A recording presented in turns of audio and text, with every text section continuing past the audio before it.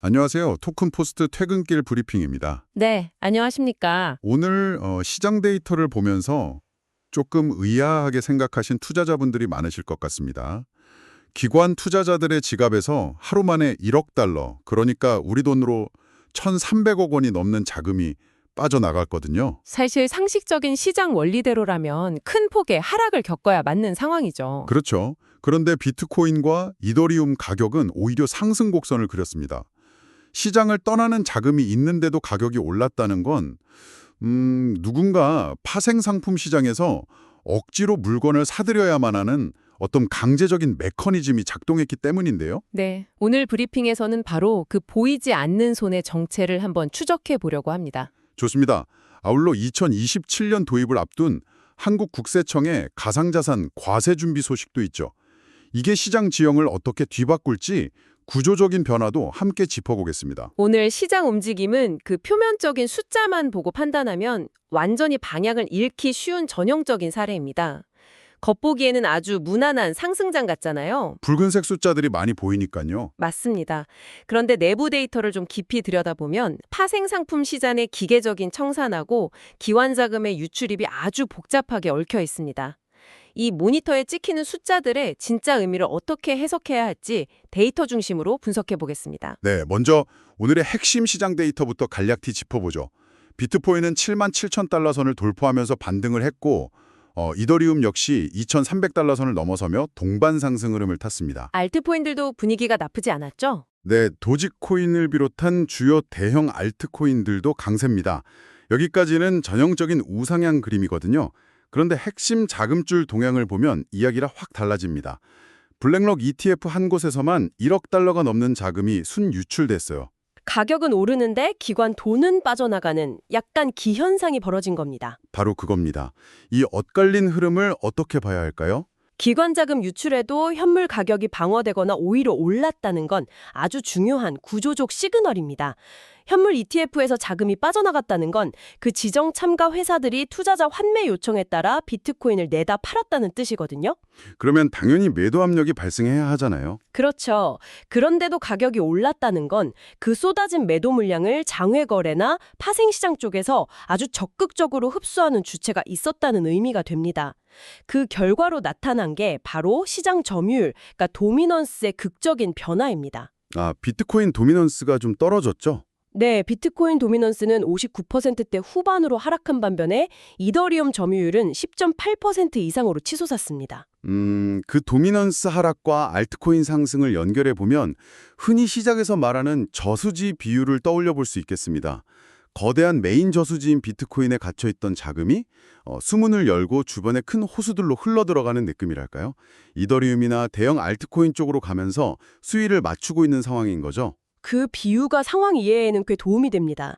하지만 실제 현금 흐름의 디테일을 보면 사실 저수지 밖으로 물이 새어나가는 구멍도 분명히 존재하거든요.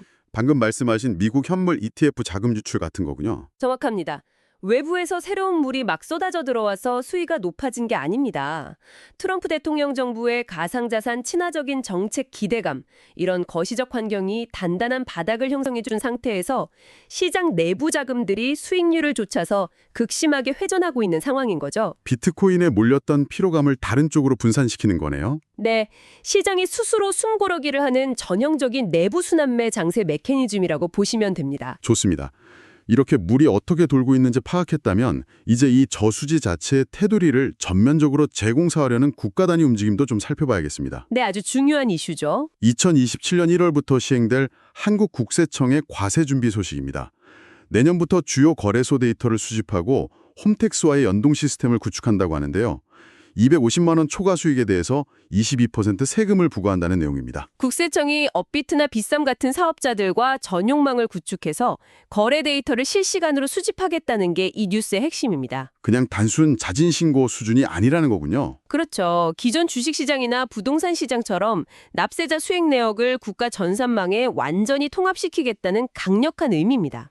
그런데 바로 그 지점에서 구조적인 한계를 묻지 않을 수 없습니다. 과세 표준 공제 한도가 250만 원이라는 건 사실 주식시장과 비교하면 상당히 낮잖아요. 네, 반발이 예상되는 부분이죠. 과세가 본격 도입되면 흔히 말하는 스마트머니나 고액 자산가들은 이 세금 추적을 피하려고 익명성이 강한 해외 미등록 플랫폼으로 몰리지 않겠습니까? 이런 과세가 결국 막대한 자본 도피 리스크를 촉발할 거라는 우려가 꽤 큽니다. 많은 시장 참여자들이 그 자본 도피를 걱정하면서 단기 악재로 해석하곤 합니다. 그런데 실제 기관 투자자나 대규모 펀드 운용 주체들 관점에서는 오히려 정반대 해석이 나오더라고요. 정반대요? 어떤 이유에서죠? 조단위 자금을 굴리는 기관들은 규제 준수 의무, 즉 컴플라이언스 때문에 익명성이 보장되는 조세 회피처를 아예 이용할 수가 없습니다. 아, 양성화된 시장이 아니면 들어갈 수가 없군요. 맞습니다. 세금이라는 명확한 규칙, 그리고 데이터 수집 시스템이 생겨야만 비로소 전통금융권 자금이 합법적으로 들어올 수 있는 고속도로에 뚫리는 셈이거든요.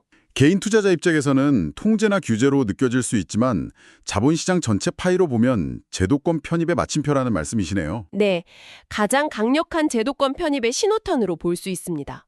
글로벌 규제 흐름을 봐도 그런 분석에 힘이 실립니다.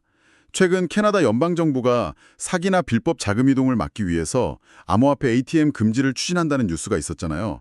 한국은 전산망으로 묶고 캐나다는 물리적 기기를 통한 익명 거래를 차단하고 있고요. 그 캐나다 ATM 금지 조치에 상당히 흥미로운 역설이 숨어 있습니다.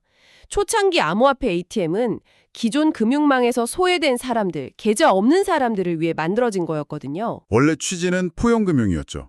그런데 지금은 바로 그 은행 시스템과 분리되어 있다는 점 때문에 신원 확인 규제를 회피하는 자금 세탁의 온상으로 지목받고 퇴출당하는 겁니다. 한국의 과세 인프라나 캐나다의 ATM 금지나 결국 방향은 같군요. 네, 각국 정부가 가상자산을 전통 금융 시스템과 완벽하게 동일한 감시망 아래 두겠다는 의지죠.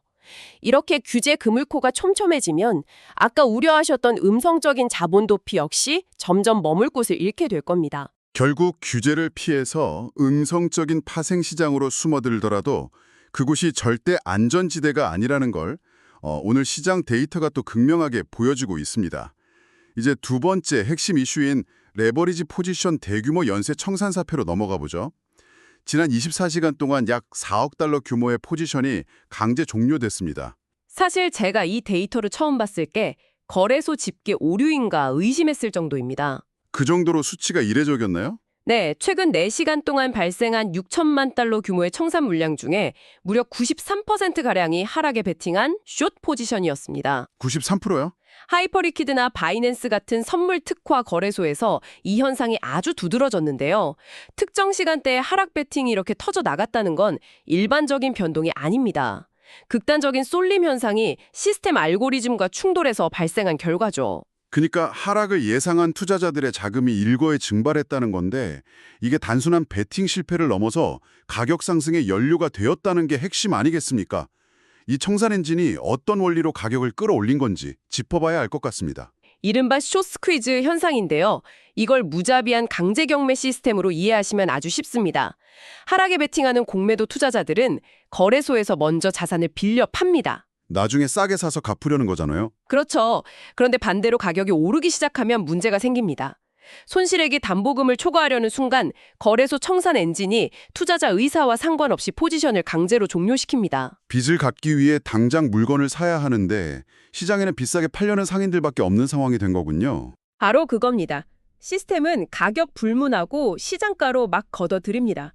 수만 건의 숏 포지션이 동시에 한계선에 도달하면 거래소 시스템 자체가 가장 거대한 매수자가 되어버리는 겁니다. 아, 그 미친 듯한 강제 매수가 가격을 수직으로 쏘아 올리고 높아진 가격이 또 다른 공매도 투자자의 담보금을 터뜨리는 연쇄 폭발이 일어나는 거네요. 네, 오늘 기관 현물 ETF에서 자금이 유출되는데도 비트코인 가격이 상승한 가장 결정적인 원인이 바로 이 파생시장의 강제 매수세에 있었습니다. 억눌린 용수철 비유가 딱 맞습니다. 거대한 숏 포지션 압력으로 짓누르고 있다가 담보금 부족으로 시스템이 손을 놔버리니까 위로 강하게 튀어오르면서 기계적인 폭등이 만들어진 거군요. 그렇기 때문에 이 현상을 바라보는 투자자들은 철저하게 냉정해지셔야 합니다. 지금 모니터에 붉은 상승 캔들이 순수한 현물 수요인지 아니면 공매도 세력이 알고리즘에 멱살 잡혀서 억지로 사들인 기계적 반등인지 분리해서 봐야 합니다. 현재의 반등은 명백히 후자라는 말씀이시죠. 눈앞에 펼쳐진 파란불을 대규모 신규 자금이 유입되는 진짜 강세장으로 오해하면 안 되겠네요. 네, 절대 주의하셔야 합니다. 그렇다면 시장 참여자들은 이 혼란스러운 지표들 속에서 어떤 기준점을 잡아야 할까요? 오늘 시장의 맥락을 읽기 위한 핵심 관전 포인트로 가보겠습니다. 첫 번째로 점검하실 지표는 대기 자금과 디파이 거래량의 역설입니다. 가격은 오르는데 시장의 실탄인 스테이블 코인 24시간 거래량은 10% 이상 감소했어요. 디파이 생태계 거래량도 5% 이상 줄었고요. 쉽게 말해서 파티장 내부는 아주 뜨겁게 달아오르는데 정작 밖에선 새로 입장권 끌고 들어오는 사람이 줄어들고 있다는 거군요. 아주 정확한 비유입니다. 스테이블 코인은 법정화폐를 가상자산으로 바꾸기 위해 머무는 정거장이잖아요. 이 회전율이 떨어진다는 건 지금 상승장이 외부의 막대한 신규 자본 덕분이 아니라는 걸 증명합니다. 기존에 안에 뜨던 자금들끼리 앞서 말한 쇼스퀴즈로 강제로 자리 바꾸기만 한 거네요. 네, 합리적인 시장 참여자들은 추가 방향성을 확인하려고 철저히 관망하고 있는 상태입니다. 이런 역설적인 상황에서 두 번째 관전 포인트, 그 알트코인의 변동성 집중 현상이 더 크게 다가옵니다. 오늘 청산 데이터에서 특히 눈에 띄었던 게 시바이누였죠. 네, 단 하루 만에 시바이누 한 종목에서만 거의 1억 달러 가까운 청산이 터졌습니다. 비트코인 같은 메이저 자산보다 특정 알트코인의 투기적 레버리지가 극도로 쏠려 있다는 증거 아니겠습니까? 맞습니다. 용수철이 크게 튀어오르면 그 직후에는 반드시 위아래로 심하게 요동치게 되거든요. 현물 거래량 뒷받침 없이 파생 물량만으로 오른 가격은 아주 작은 매도세에도 무너질 수 있습니다. 상승률만 보고 뒤늦게 추격 매수하는 건 지금 장세에서 가장 피해야 할 리스크군요. 네, 상승의 질을 판단하시려면 파생시장 청산 데이터가 아니라 외부에서 들어오는 스테이블코인 순유입 규모를 1순위로 확인하셔야 합니다. 네, 오늘 분석 종합해 보겠습니다. 표면적으로는 상승장 같지만 미국 현물 ETF에서 1억 달러 이상의 기관 자금이 유출되는 수급 불균형이 있었습니다. 가격 상승을 이끈 건 순수 매수세가 아니라 4억 달러 규모의 숏스퀴즈, 즉 기계적 강제 매수였죠. 한편 거시적으로는 국세청의 2027년 과세 시스템 구축, 캐나다 ATM 금지 조치 등 가상자산을 전통금융 통제망에 편입하려는 인프라 정비가 속도를 내고 있습니다.